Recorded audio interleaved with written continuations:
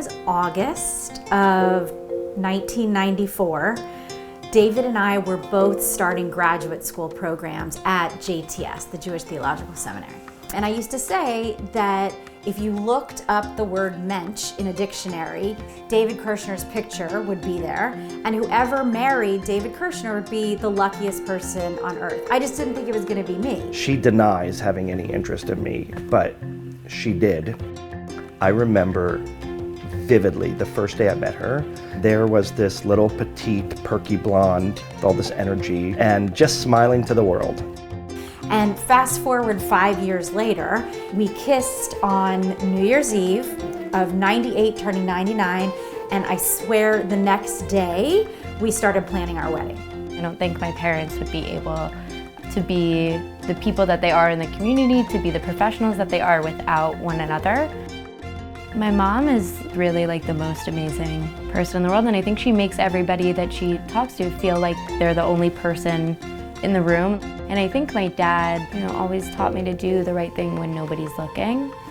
I'd say that my dad has this funny, goofy side to him. We would do everything together.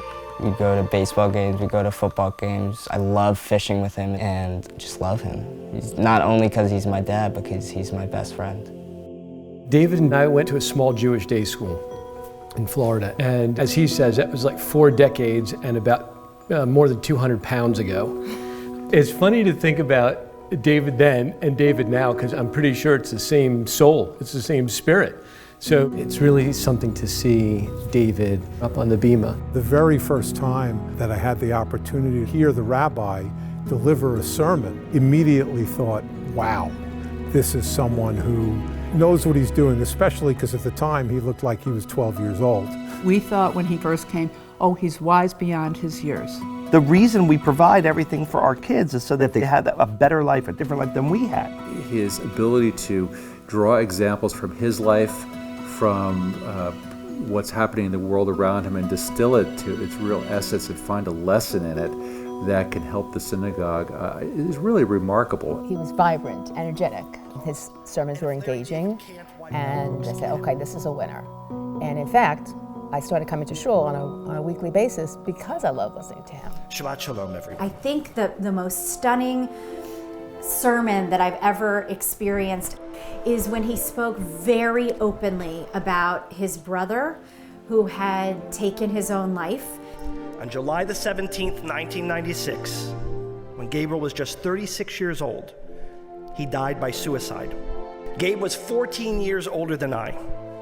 He was like a second dad to me. Nothing shaped our family more than this tragedy. I can't bring my brother back from the dead. But what we can do is decide how we're going to live. 18 years ago, suicide was a secret. Nobody talked about it publicly. And here, he laid it all out. So many other people who had suffered tragedy, it was for them a moment of they knew they weren't alone. He made such an impact. I never heard a rabbi speak so personally to an entire congregation. He really gets everyone's attention within the synagogue. I mean, my kids, especially as they've gotten older, they too sit there and they listen to the sermons, and then they ask questions about it later. And it's a really special opportunity to have a rabbi who is a leader and also someone who can come around and, tell you a knock-knock joke and smile with you. In the first year, once he was hired, he came the first night to the men's club's fantasy football league. And by the end of the night, every kid in the room was running up to him for advice on their next pick. And I remember my son, he was 11 at the time, he said to me in the car on the way home, the new rabbi, he's almost like a regular person. My son Alex was always in trouble, a frequent visitor at the rabbi's office. So the rabbi looks at Alex and he goes, why am I not surprised to see you here?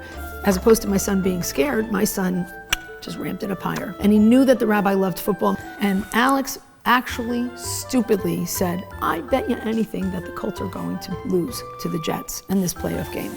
So the rabbi says to Alex, I will bet you that if the Jets win, you do not have to come to synagogue for the next month or whatever it was.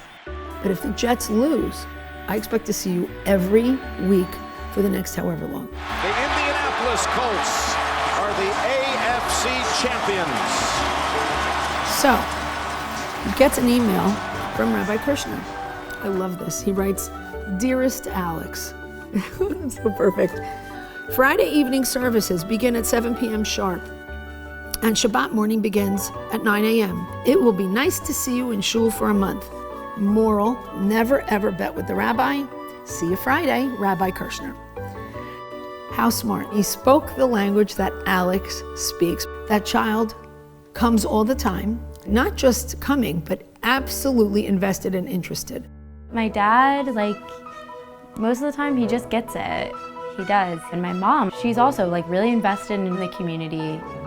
So when we go to Israel together on a shul trip, my dad, he can really lead a trip. And my mom also always stepped up as the leader on those trips too. So I feel like I really saw them as such a power couple.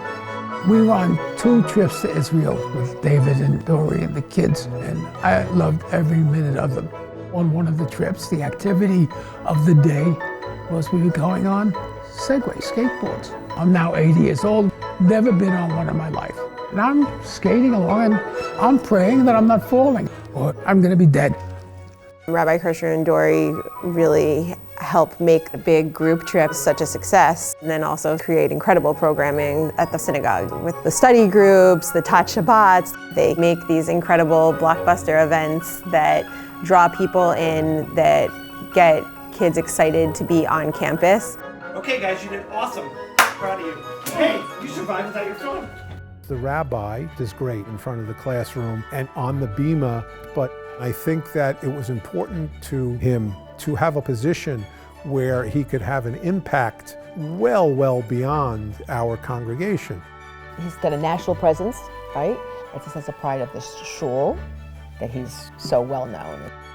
That's a kudo for all of us when he's out there and representing us. I happened to attend an APAC conference one year. David had a big speaking part with tens of thousands of people. Tonight, all of these different voices join together to make a chorus that sings clearly of our unconditional, unwavering, and unquestionable support for the state of Israel. Every member of Congress is allowed to invite a member of their clergy to open up and say the opening prayer for a session. And so I had the honor of inviting from my district, Rabbi Kirshner. We ask that you, God, help instill these leaders of the 115th Congress with patience, wisdom, empathy, and respect to achieve and exceed our goals for today and for tomorrow. The rabbi is someone I've really come to lean on for policy advice, and I'm facing a difficult time. I'm often saying hey, listen, I'm grappling with this. What's your perspective on this? I think that our rabbi has been able to bring us into a more modern world, which we need in order to best survive. And the proof, to turn cliche, is in the pudding. He loves pudding, by the way. If someone is being persecuted because they're gay or because they're black or because they're part of a different religion, I want to use my energy and my pulpit, which is a gift, to advocate against that discrimination and encourage the voice of Judaism that is about welcoming, embracing, and understanding. The rabbi's reach goes not just in the United States, not just in New Jersey, but of course around the world. His work in Ukraine, being there early, helping save lives, bringing supplies, it just speaks to not only his character, but really what drives the rabbi and Dori. This real sense of community giving back, and when you see a problem, running into the fire, not running away. We were here the Shabbat after October 7th, and things were heated, and he gave one of the best sermons that we've heard him deliver. When are we going to stop kidding ourselves that this is about Israel and it's really about anti-Semitism? We too have to gird up for a war. We need to demonstrate our Zionism and be proud of our Judaism. I've always really been inspired by his humanness. It's in some ways helped me to engage more deeply with Judaism and in the process become a better person. The Kirshners and Emanu-El are keeping conservative Jews interested and engaged in a way that other places in America are just not. David's always thinking about what's going to be the next step. Always the next step. What's the strategy? Where do we want to be? How are we going to get there? Are we going to lament the end of the golden age of Judaism? Or are we going to pick up a chisel and start to carve out the platinum age of Judaism as it should be for you and me and our grandchildren? The rabbi has single-handedly, in my opinion, changed the demographic of this area. This is one synagogue that is remarkable because the congregation has expanded exponentially. It's become cool to be a member here. People come here, move here because of him, because they want to be part of this congregation. So that bodes well for the future.